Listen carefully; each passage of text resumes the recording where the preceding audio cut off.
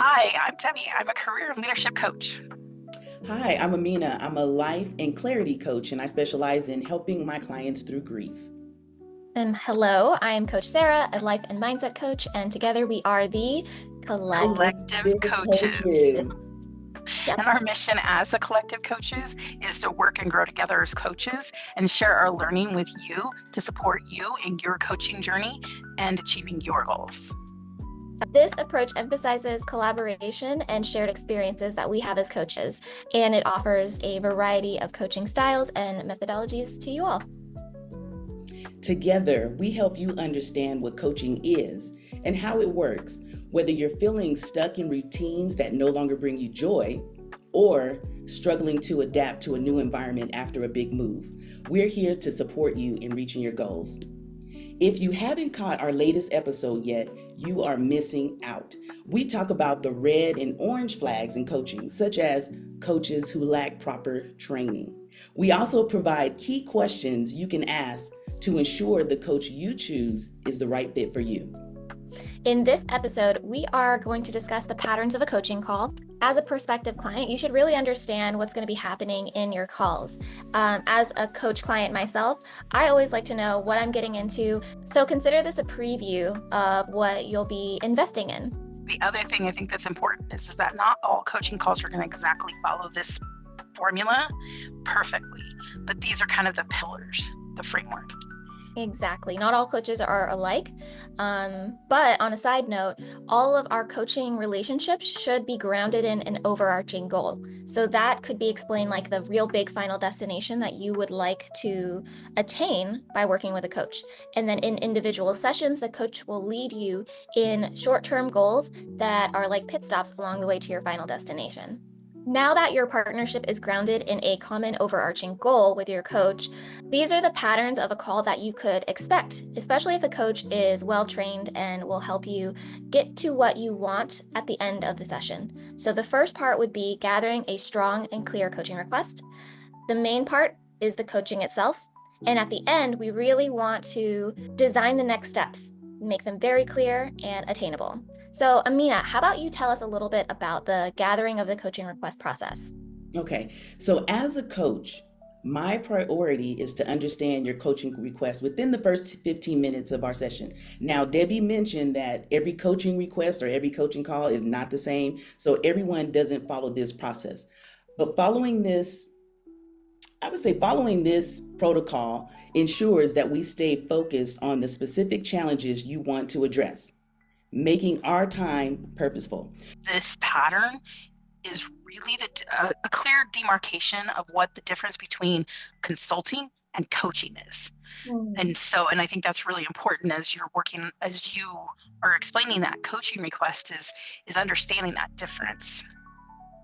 Yes, you are correct, Debbie. Because yes, sometimes if you don't have a clear request and your client starts talking to you about their issue, you can go into consulting and giving advice. And we want to steer clear from that. We want the client to come up with their own resolution. So yes, that can happen. You can go into consulting instead of coaching.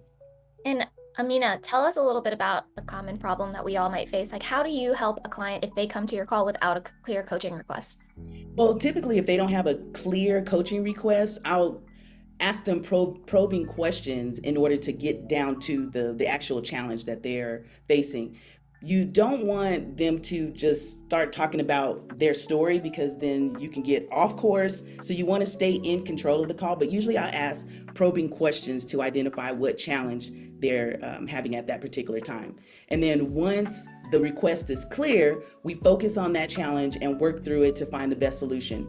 So my role is to guide you so you can leave the session feeling confident about your next steps. Okay. So in this part of the coaching session or call, it's really when the work goes. So after Amina shared getting that coaching request, making sure that they do it, and then also making sure that you confirm with the coach or the coachee and the client are aligned, because sometimes we can be misaligned. once you're in alignment and you have that coaching request, then you get into the actual heart of the coaching call. And this is done through different methodologies. A lot of, like Amina said, a lot of questioning is going to be happening.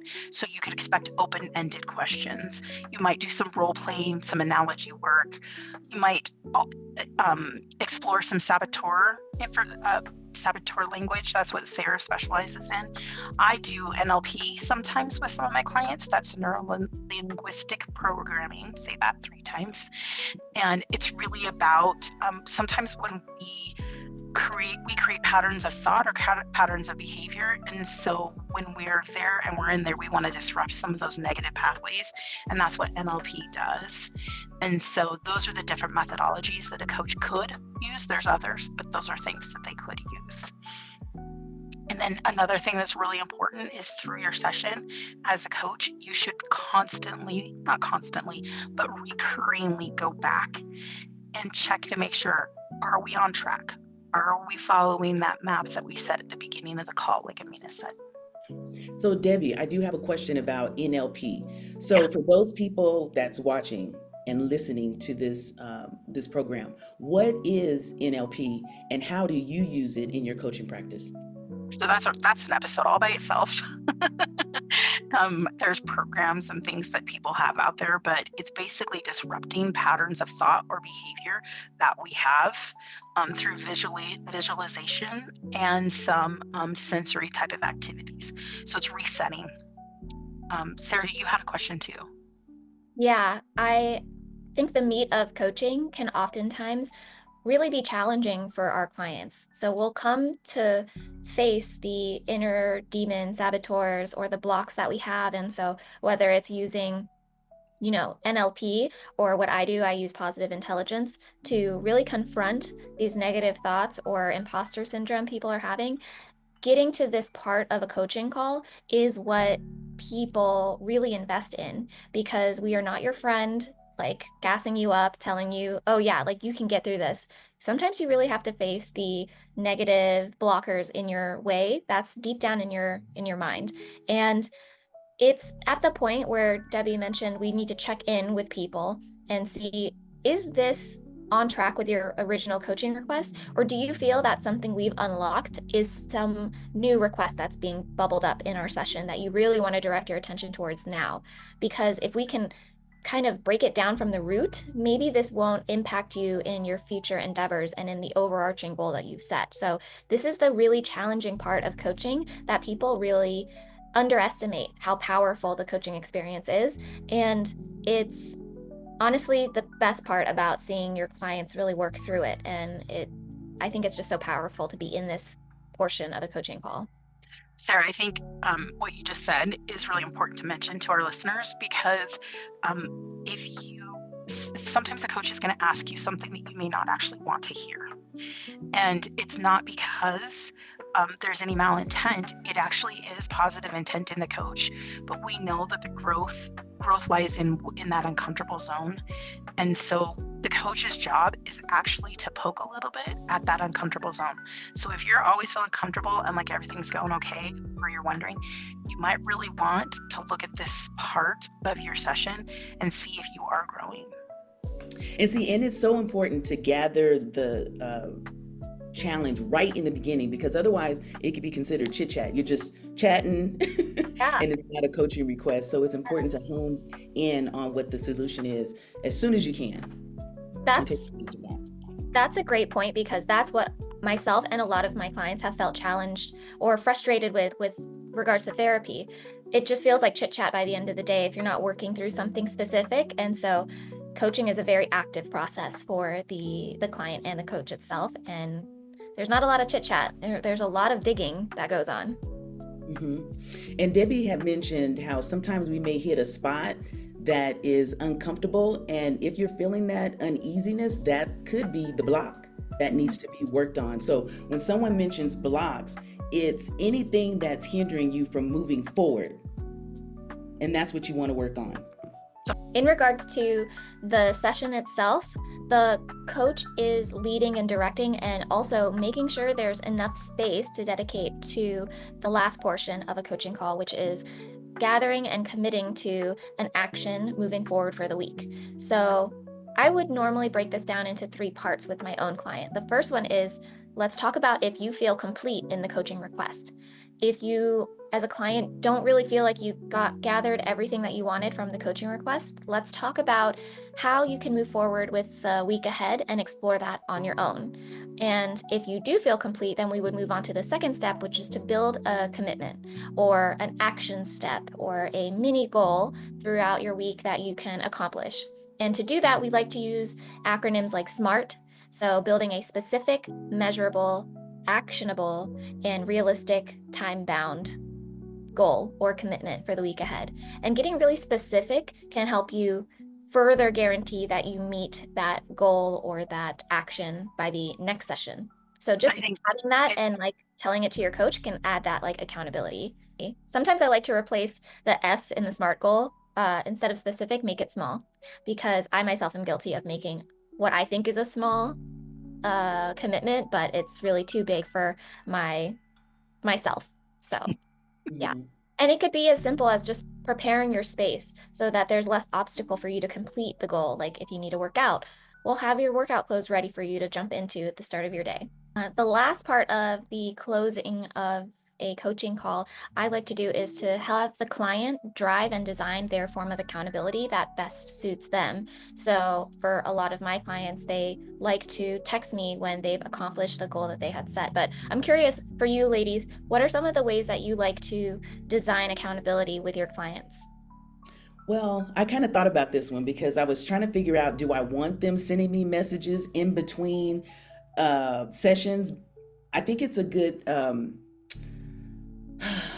I'm still kind of on the fence on this one because I think that I do want to know what they're doing, but I think it needs to be done during our sessions, or there's like a text messaging feature. And I've used Voxer in the past. So my clients can send me a message through Voxer, but it's not too often that I get messages through Voxer, especially when we're meeting once a week.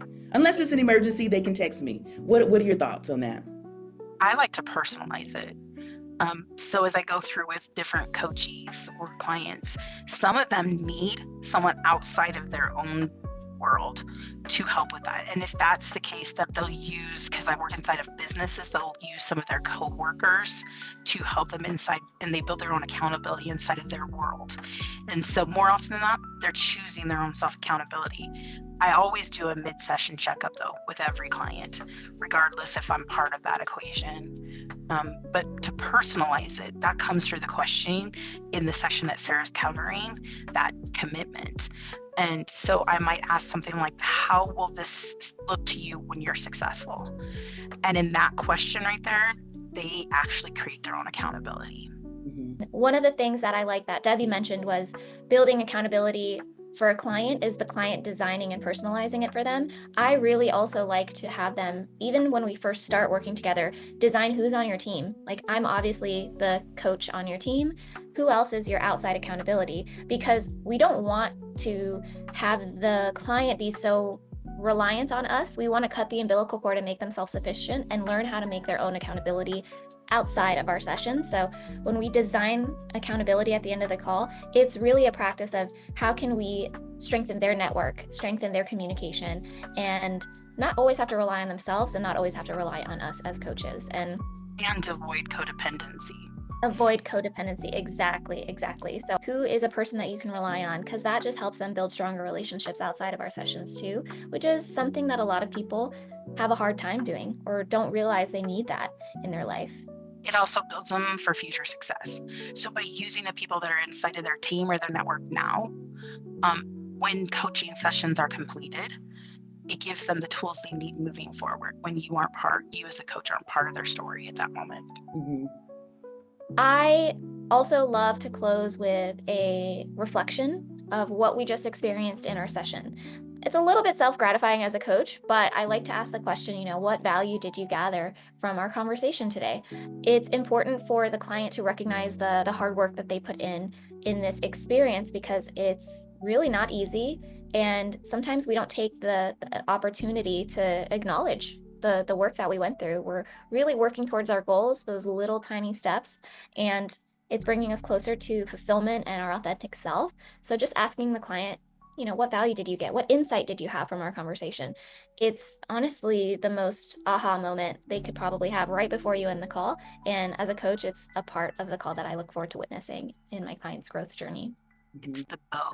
It's the pretty bow. Yep. All right. Well, if nobody else has anything to add, I am going to drop a few crumbs for our next episode. So in our next episode, we're going to discuss that International Coaching Federation that we had mentioned previously, and the ethics and guidelines that we abide to as coaches inside of that. So I know, kind of nerdy, but I totally dig that kind of stuff. So we're going to talk about core competencies and the ethics behind coaching. Oh, yeah. So, and it's not as heady and boring as it might sound. We're not going to read them out to you. We're actually going to show you what's in it for you. To have a coach that does this and protects you, you're going to really want to know exactly what your coach is trained to do to benefit you, because this investment goes beyond just having, like we talked about, a chit chat. There's protection laid out for you as a client, and it's so important that the coach themselves abides by these ethics. Mm-hmm.